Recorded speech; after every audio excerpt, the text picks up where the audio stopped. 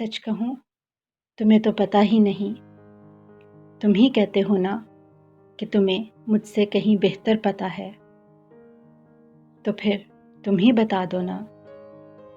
आसमान से जो तारे टूटते हैं वो आखिर जाते कहाँ को हैं।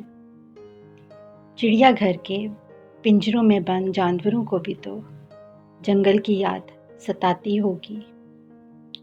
चश्मे से नदी, नदी से दरिया, दरिया से समंदर, और समंदर वो भला किससे मिलता होगा।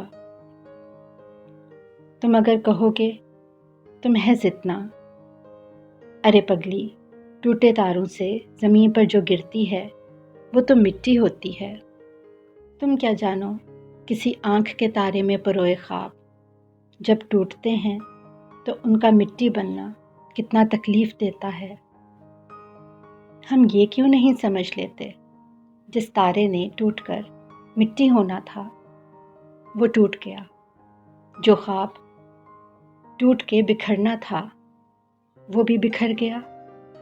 पिंजरे में कैद जानवरों से जंगल का साथ छूटना था वो तो कभी का छूट गया।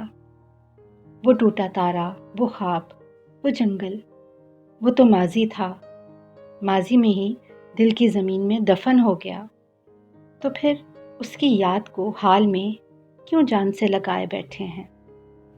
चलो मान लिया तुमने ज़िंदगी को मुझसे कहीं ज़्यादा बरता है।